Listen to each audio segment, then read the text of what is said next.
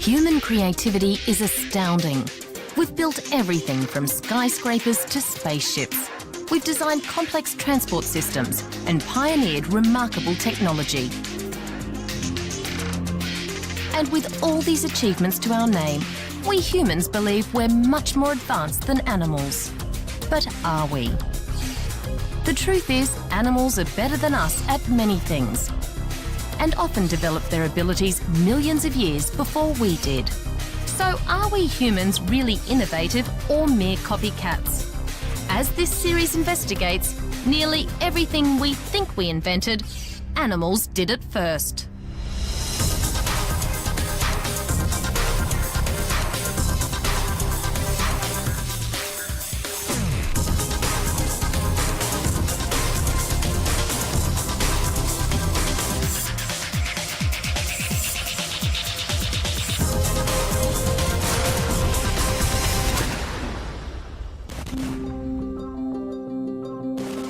When it comes to warfare, we humans have been particularly creative. Some 1.5 million years ago, we'd learnt to make simple weapons out of wood, bone and stone. Today, our weaponry is only limited by our imagination. Mankind has been very resourceful at picking a fight. Swords, spears, guns, germ warfare. We even play war games like paintball. Animals have been just as inventive, and most of our weapons have an equivalent in nature. In nature's battlefield, the rule is hunt or be hunted, and the killer comes in many forms, from the stormtrooper to the silent assassin. Guns are the most common tool used in the human arms race. But in nature, it's teeth.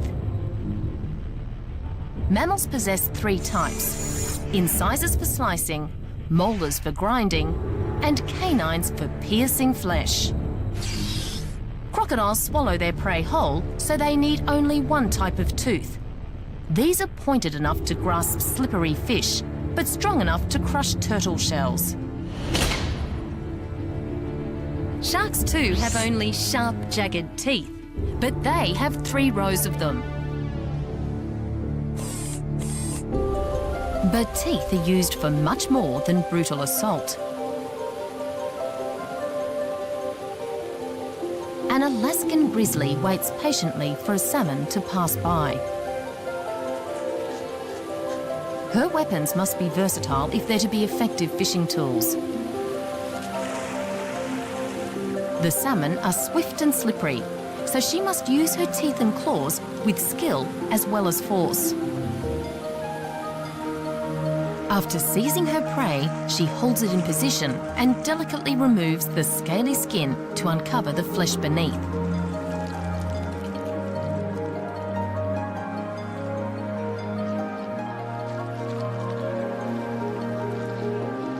Young bears learn these skills by watching their mother. With such efficient weapons, food is sometimes easy to come by, and a bear might catch 20 salmon a day. This leaves plenty of time for play. In some species, the weapons are not teeth and claws, but beaks and talons. Birds of prey are the ultimate aerial predators. This golden eagle is one of the best. It's a jet fighter of the bird world. Keen eyes for spotting prey, a 10-foot or 3-metre wingspan, and aerial agility for seizing its victim with lethal accuracy. Let's see that again.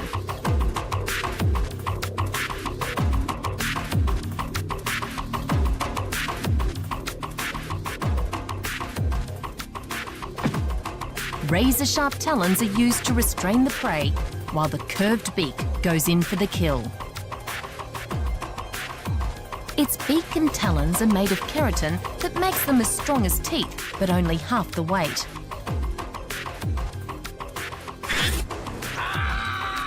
Man has had to make weapons in order to be an effective killer.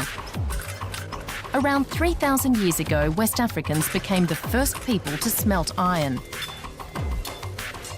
From then on, humans have manufactured a variety of swords, knives, rapiers and axes. But 300 million years earlier, a fish already possessed a primitive sword. The 2-metre or 6-foot-long Australian sawfish patrols the seafloor. An unsuspecting school of mullet approach.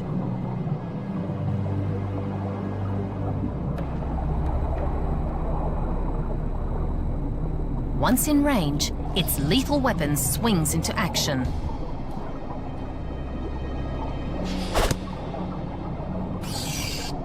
Razor-like teeth on either side of the snout injure the fish and they fall to the bottom. With a movement any human swordsman would envy, the sawfish swings its snout through the water. The hunter then moves over the sea floor to eat them at leisure. If nature's underwater armoury can include swords, why not clubs? A mantis shrimp searches for a meal with eyes that sit on stalks. The shrimp may only be 3 inches or 8 centimetres long, but he carries a pair of fearsome weapons. Behind his front legs are hidden 2 powerful clubs.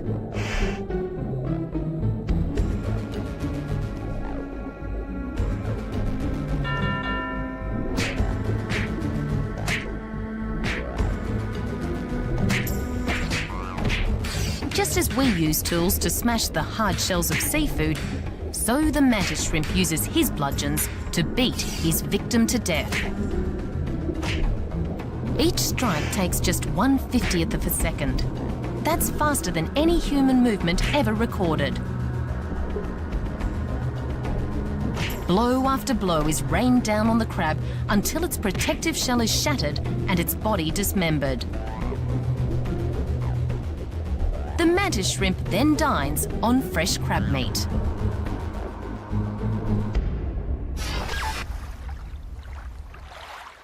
The first weapons made by humans were wooden spears sharpened with stone, similar to those still used today by Australian Aborigines. But insects invented this technology long before we did.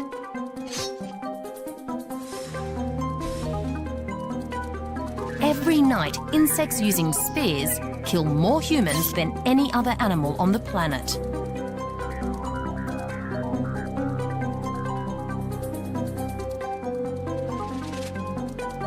The female mosquito has an elongated mouth part that's protected by a flexible sheath. Within the sheath, 2 pairs of serrated saws slice into the victim's skin and tap into blood capillaries. A chemical in the mosquito's saliva stops the blood from clotting. To most of us, this bloodsucker is merely irritating. But to others, it's lethal. Over 1 million people a year are infected with the malaria parasite.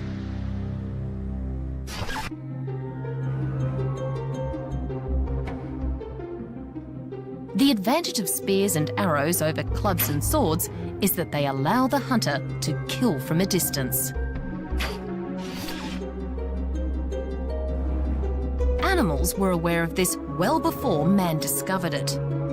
The chameleon catches its prey with a long, fleshy tongue that can extend twice the lizard's body length.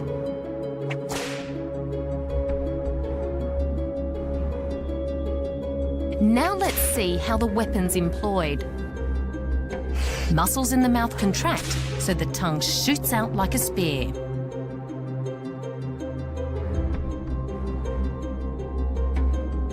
Just before impact, the tip of the tongue contracts to form a suction cup, which fastens around its prey. And with the weapon dispatched in just 1/20th of a second, the chameleon's strike gives a whole new meaning to the phrase, fast food.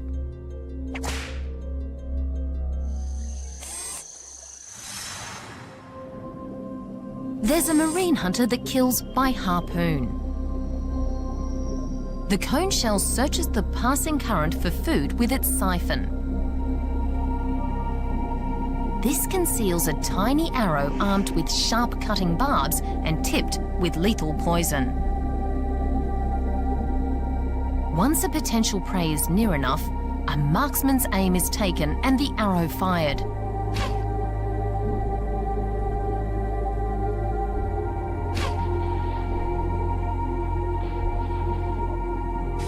Take a look at that in slow motion. It hits the target with deadly precision, and the fish is paralyzed within seconds. Once harpooned, the victim is reeled in and swallowed whole.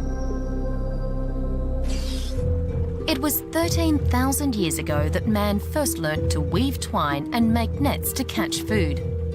But spiders have been using nets for over 200 million years. The Australian net casting spider weaves a catching device quite different to the traditional orb web. She hangs down and pulls the silk from her abdomen at a rate of 200 strokes a minute. This silk is twice as elastic as conventional spider silk. The net is then poised between her front legs and she positions herself, ready for ambush.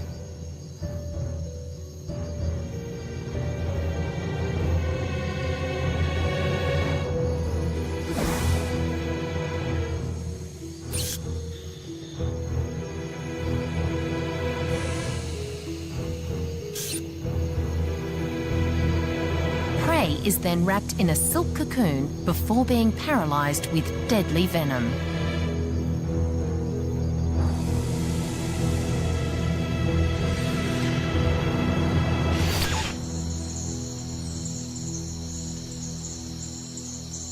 Every snare humans have ever built has a prototype in nature. Animals live in a world full of traps, where victims are caught before they know it.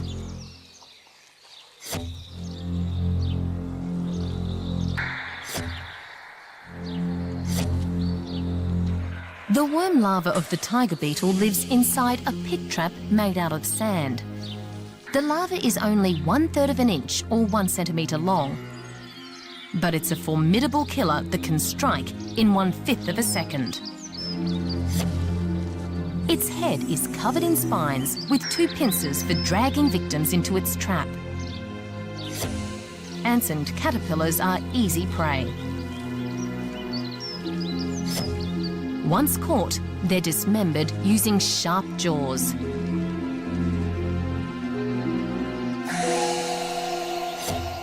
This ladybird gets lucky. It's too big for the worm larva to handle and makes an escape.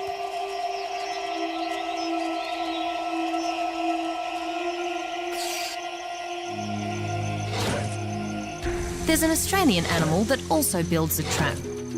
The trapdoor spider builds a burrow 3 feet or 1 metre deep.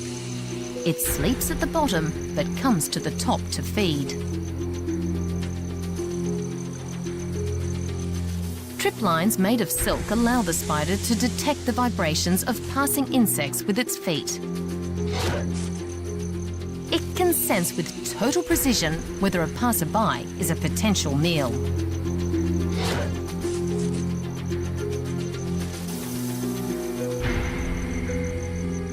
It pulls the animal into its trap and injects venom with large downward striking fangs.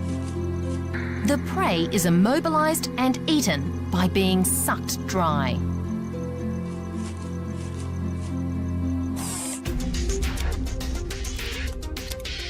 It's all very well being equipped with an incredible diversity of weapons, but they're useless without the right ammunition.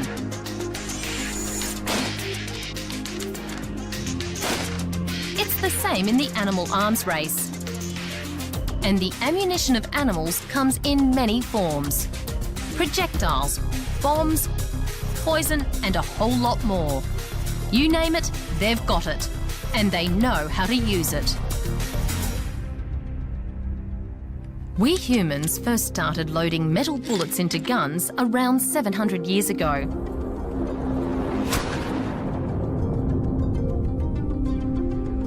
But nature's been firing rounds for millions of years.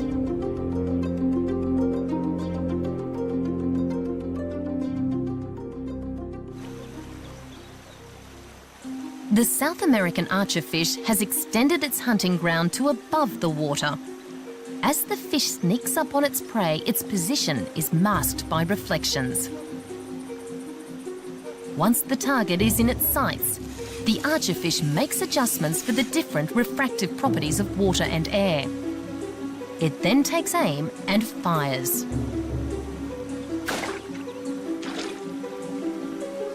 The water ejects because the fish presses its tongue against a groove on the roof of its mouth to form the barrel of a pistol. Explosive force is provided not by a trigger, but by rapid compression of the gills.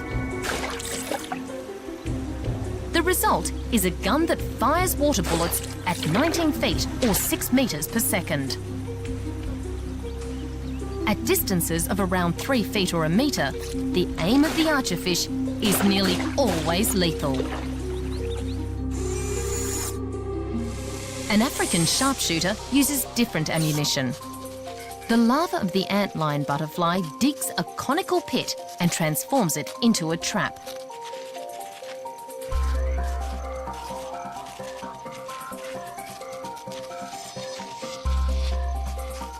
It ejects any large particles so that the pit walls contain only fine sand. This makes it difficult for trapped insects to climb out. It then buries itself and waits with open jaws.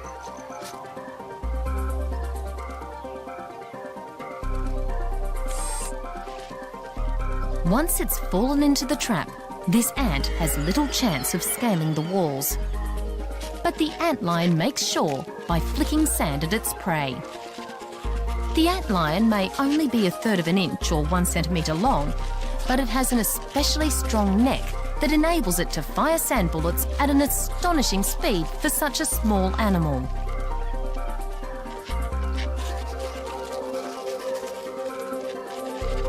Eventually, the ant becomes exhausted and the antlion drags it under the sand. It injects poison and digestive juices before sucking the ant dry. The antlion is a tidy housekeeper. It catapults the empty body husk out of the pit. A few adjustments to the deadly sand trap, and it's ready for the next victim. One of the most effective tools in the hunter's armoury is the lure. Human fishermen were casting their first lines 100,000 years ago. They cut hooks out of bone and used a variety of bait. But there's a reptile that's been fishing with lure and bait for 60 million years. The football-sized American snapping turtle feeds by holding its mouth open and using its own tongue as a lure. The small piece of flesh mimics the movement of a worm, something these goby fish find irresistible.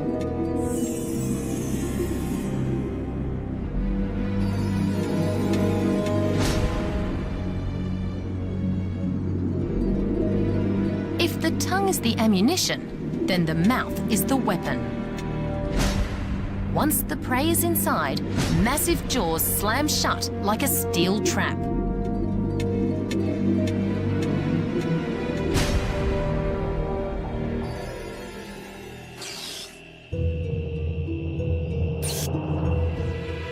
The Australian Boneless spider uses a single thread of silk as her fishing line. The bait is a sticky globule.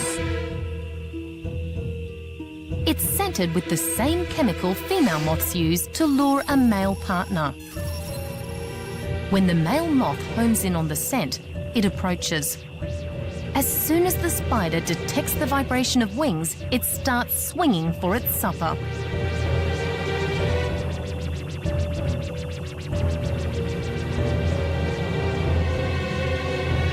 movement of the globule or bolas fools the moth into believing it's a female moth in flight.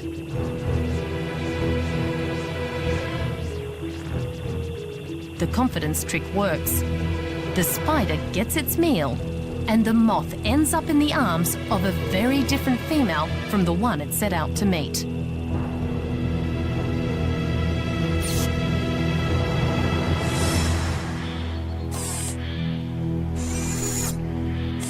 Back on the ground, the black widow spider also employs sticky strands of silk to catch its prey. This notorious killer sets a series of lines on the ground and attaches beads of sticky glue. Oil secreted from its feet prevents the spider sticking to its own trap.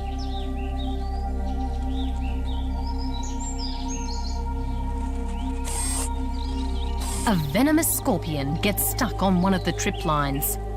Despite tugging, it fails to break free. Weight for weight, spider silk is twice as elastic as steel and 5 times stronger. The spider comes to claim its prize, but the scorpion's sting is as lethal as the spider's bite. The scene is set for a dramatic battle.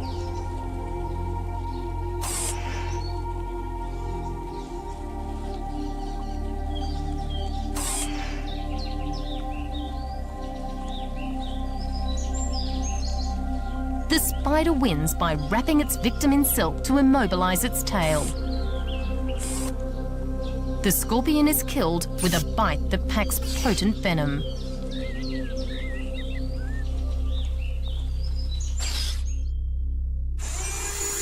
It was around 40,000 years ago that human hunters learnt to use poison to immobilize their prey.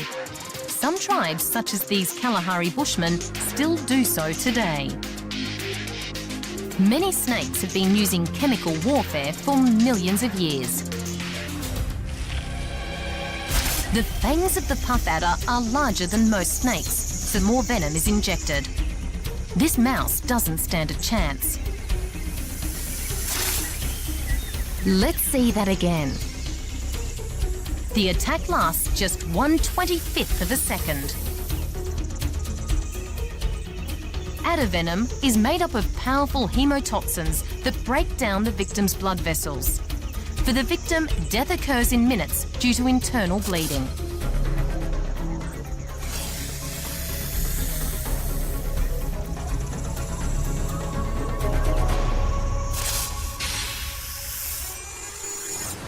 One primitive sea creature has been relying on venom to catch its prey for 300 million years.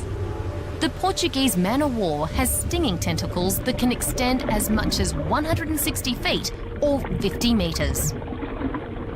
Each tentacle is armed from end to end with clusters.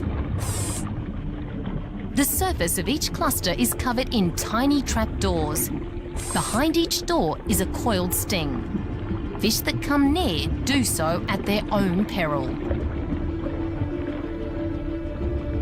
As the fish struggles, the tentacles contract to bring more stinging cells in contact with its body. Once prey is killed, the stomach of the Portuguese man-o'-war extends to envelop it. Digestive fluids then reduce the fish to liquid. The man-o'-war kills its prey with hundreds of stings. But there's one organism that inflicts millions of stings. Army ants of Central and Southern America live in colonies with up to 250,000 individuals. The workers search for food by marching out into the leaf litter in long columns. The ants are blind, but they stay in formation by laying scent for those behind to follow.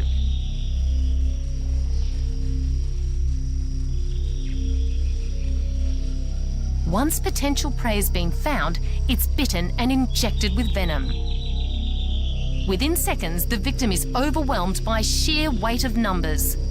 This is death by 1,000,000 stings.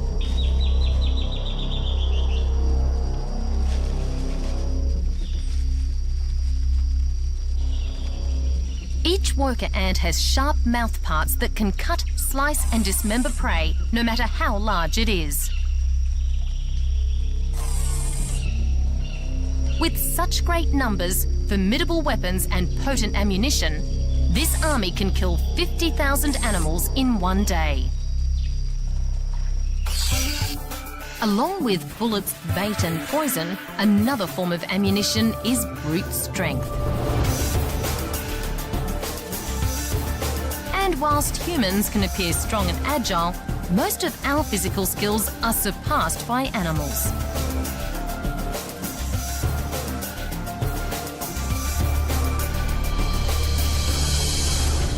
This African beet python uses powerful muscles to suffocate a rat, but it's strong enough to crush a person's skull.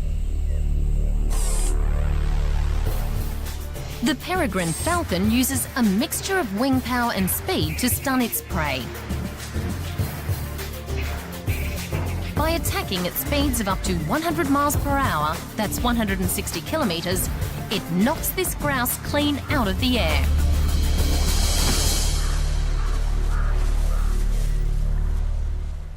When it comes to speed, humans aren't in the same league.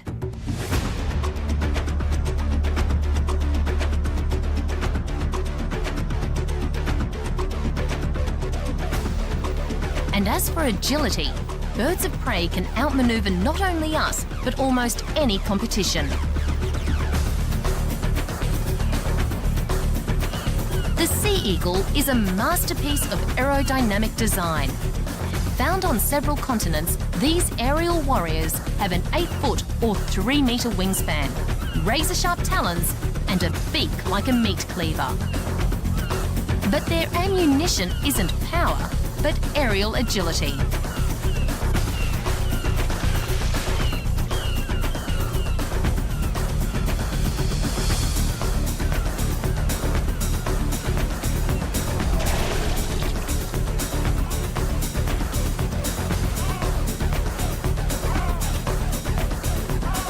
With so many threats out there, animals need a means of protection. Penguins go for safety in numbers.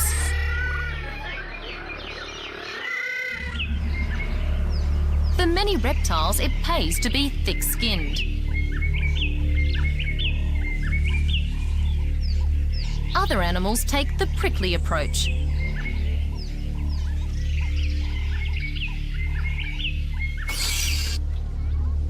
Being soft-skinned, we humans understand the concept of defence. If we're going to engage in a fight, it pays to encase ourselves in protective armour or use a shield to ward off blows. Animals also utilise armour plating. Crabs live inside a hard shell. Beetles possess a thick exoskeleton made from the protein chitin, a rigid, flexible and light compound. This predatory tiger beetle hasn't got a hope of penetrating the ladybird's armour.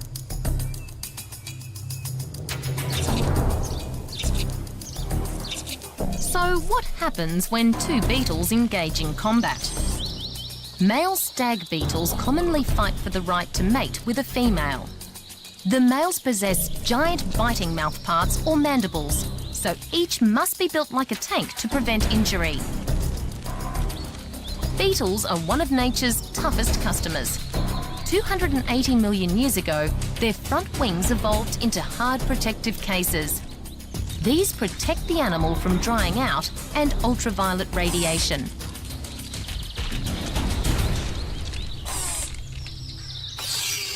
Now meet the ultimate insect tank. Believe it or not, it's a caterpillar. It's so rare it doesn't have a common name.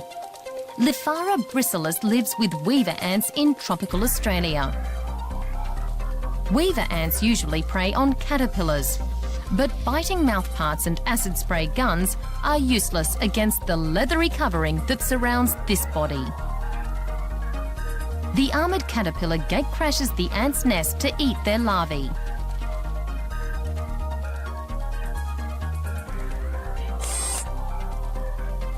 All the residents can do is make threatening gestures. Once established in the nest, the caterpillar is impossible to remove. Even when it pupates, it remains safe inside its armour plating. You'd think when the butterfly emerges, it would be vulnerable. Think again.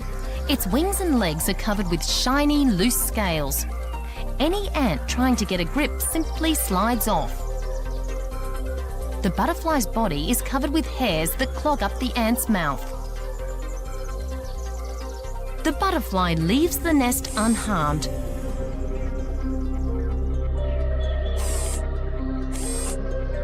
Another defence strategy is to have spikes and spines.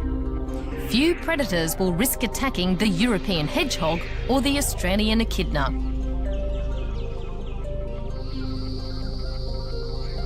Whilst caterpillars are a favourite food of birds, they also use spikes and bristles to avoid being eaten.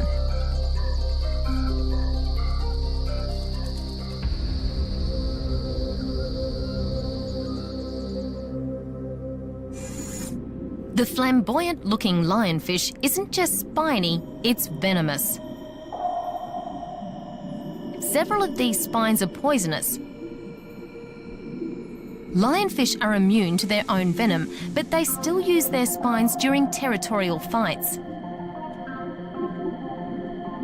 A darker-coloured male enters the territory. The lighter-coloured male decides it's time to act.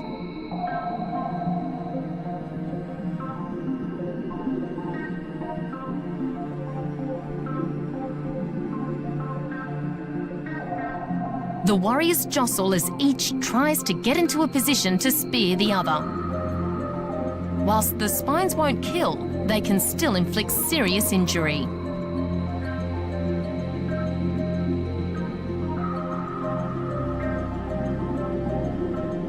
The intruder wins.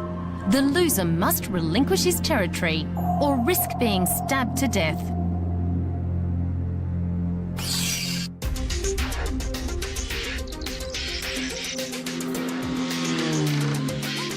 In the last few hundred years, we humans have learnt to use toxins to protect our crops and livestock against insect pests. But animals have been using chemical defences against their enemies for millions of years.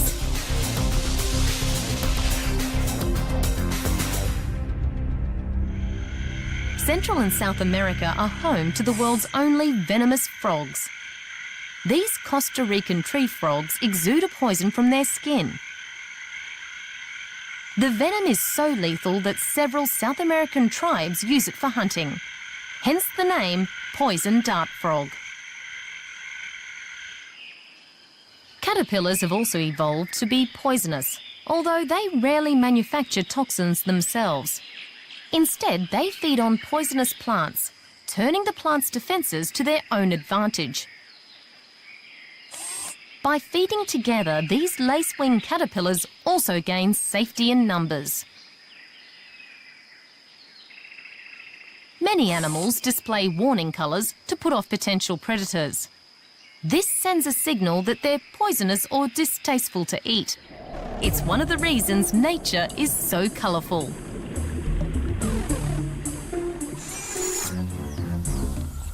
But not every poisonous creature adopts a passive approach.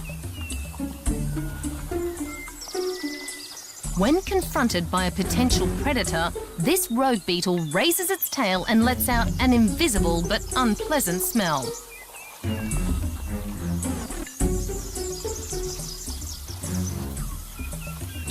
The bombardier beetle goes one step further. He creates a bodily explosion. From a special gland at the top of its abdomen, the bombardier fires off a cocktail of poisonous chemicals.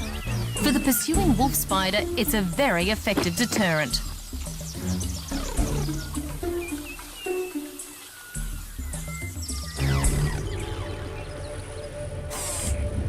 But it's snakes that display the most aggressive use of chemical defence. When confronted by an enemy, the spitting cobra expands the hood around its neck, by moving elongated ribs unique to cobras. This makes it look more threatening.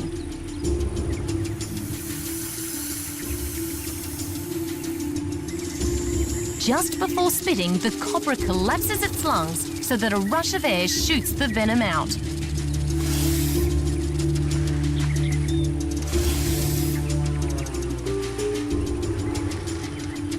It fires the venom directly at the eyes of its victim, where it irritates the cornea and causes temporary blindness.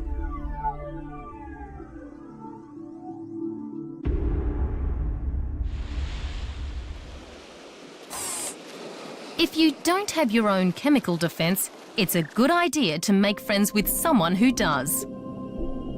These fish can live amongst the stinging tentacles of the jellyfish because they have a protective mucus shield. Clownfish get together with stinging anemones. Both creatures benefit from the association. The anemone gains a bodyguard, and the clownfish gets a refuge. If a potential predator approaches, the clownfish dives for cover.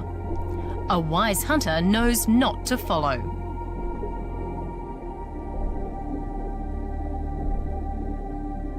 Spines also make good protection.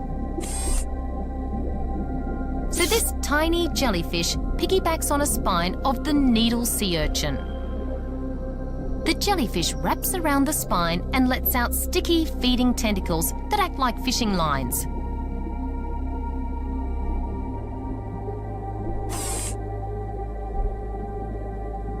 One tentacle has snared a little shrimp, another a lobster larva. The meals are drawn inside the jellyfish to be digested.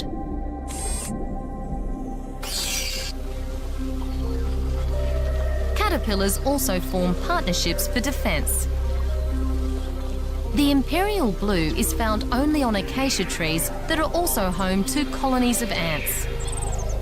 Although ants usually eat caterpillars, it's a different story this time. The ants protect the caterpillar because it bribes them with honeydew secreted from a gland on its rear. The ants gain a meal from an endless honeydew fountain. The caterpillar recruits bodyguards. If you can't find protection by getting together with another animal, there's always safety in numbers. That's why humans aren't the only species to form societies and find refuge in groups. Nature is full of teamwork.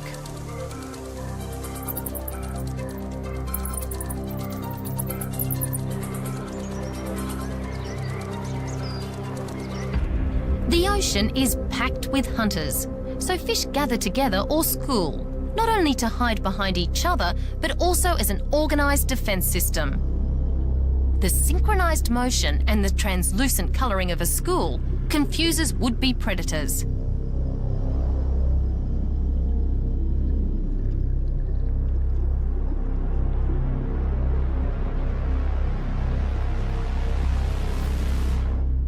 A highly effective means of defence is trickery. Trickery involves the communication of false information. The secret here is for the deceiver to be aware of another individual's needs. That way it can trick it into getting what it wants. Both children and apes become capable of deceit at around 18 months of age. Even at that early age, they've learnt how to conceal, manipulate and distract.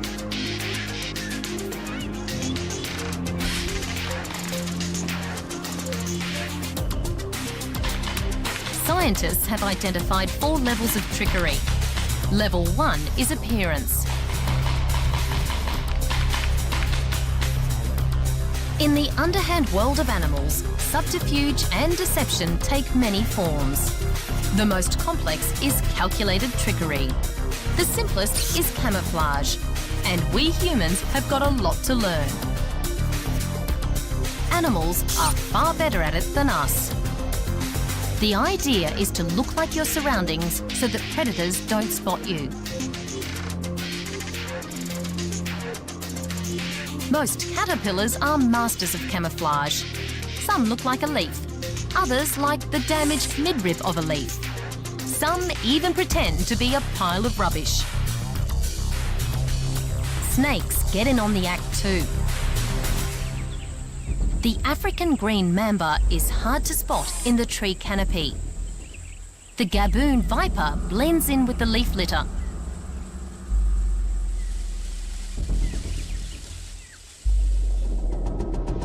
The underwater world has countless places to hide. Many fish survive by blending into the background, and sometimes it's hard to tell what's alive and what's not.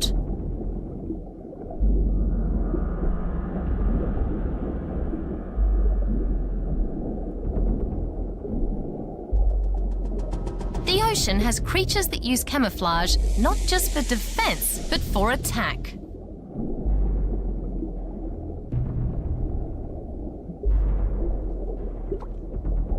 The frogfish only moves to grab a meal.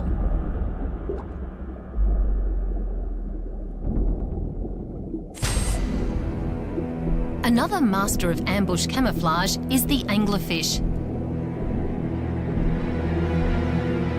The tasseled anglerfish masquerades as a plant. But make no mistake, it's a carnivore. It's so fast that surrounding fish aren't even aware of its presence, until it's too late.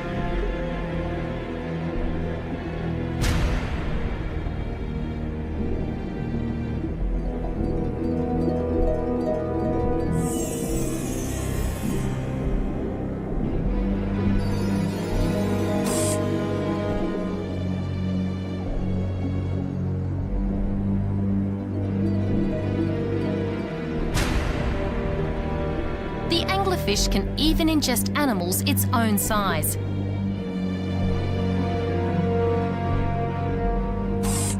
Let's see that again. The strike takes just 1/20th of a second. And once in the mouth, the prey is secured by inward curving teeth.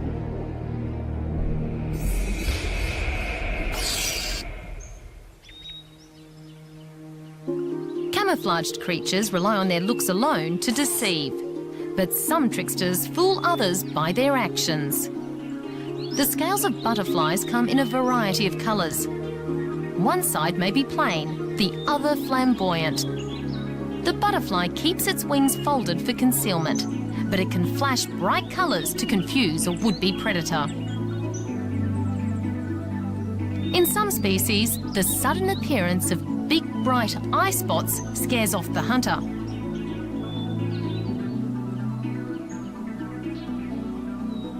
In others, the movement of false antennae at the rear will deflect an attack away from the butterfly's real head at the front.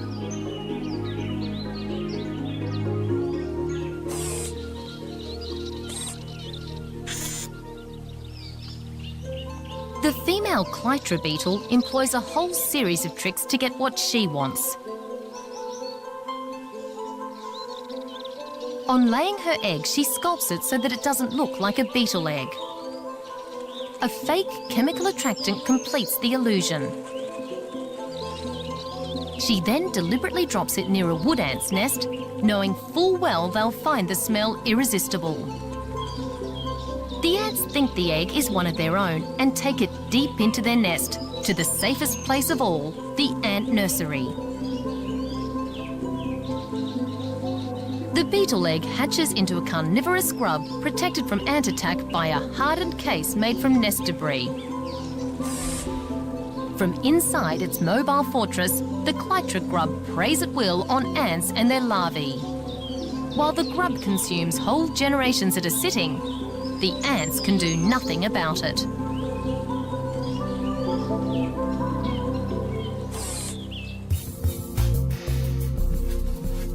The most sophisticated form of trickery involves modification of behaviour to deceive others.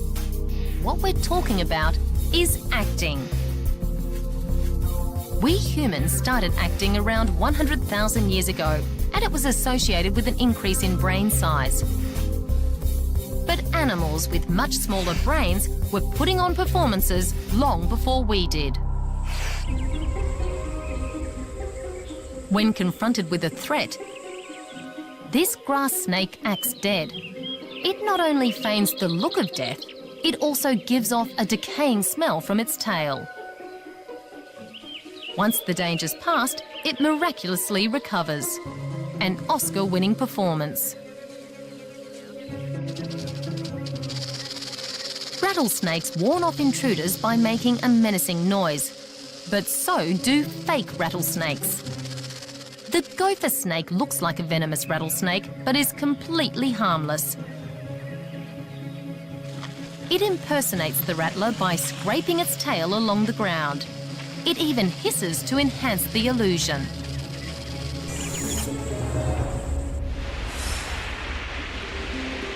Another form of trickery is distraction. When this mother killdeer bird senses a threat to her young, she goes into her act. First, she moves away from her nest and pretends it's in another spot. She's hoping to lure the threat towards her and away from her chicks. This time it doesn't work, so she resorts to her next trick. She calls out as if she's hurt and vulnerable. Surely this will lure the hunter. Not this time, so the real show begins. She fakes a broken wing. This should fool the potential predator into believing that she's easy meat and pursue her and not her young. Of course, these beachgoers are no threat to her or her young, but the killdeer wasn't to know this.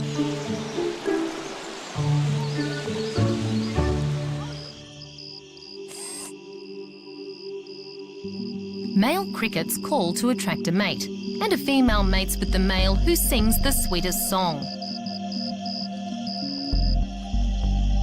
But using sound to alert others to your presence has its drawbacks. It may attract a rival or even a parasitic fly. So some males don't call at all, but use trickery to get a mate. They sneak up behind a calling male and sit very quietly.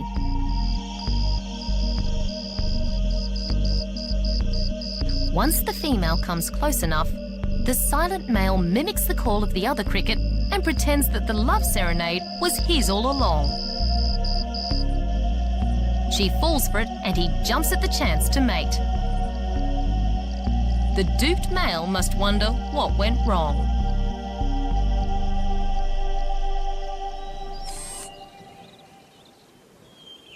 In the world of hunter and hunted, prey has a better chance of surviving if it can fool the predator. These impalas may seem vulnerable to attack. They're actually engaged in a game of deception. When an impala is pursued by a lion, instead of running away, it deliberately slows down and jumps in the air. This behaviour is called stotting.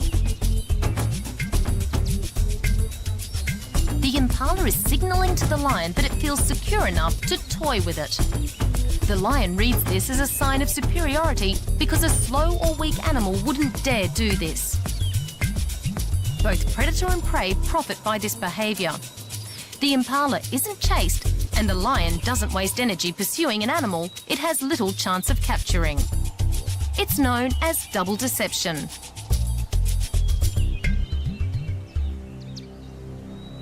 In the animal arms race, the relationship between predator and prey has reached extraordinary levels of sophistication. Nature invented most forms of warfare long before we humans did. Yet the overall destruction caused by the animal arms race has been minimal. It's only humans who have the potential for mass destruction. So maybe we need to learn from nature. If survival and sustainability is our ultimate goal, animals did it first.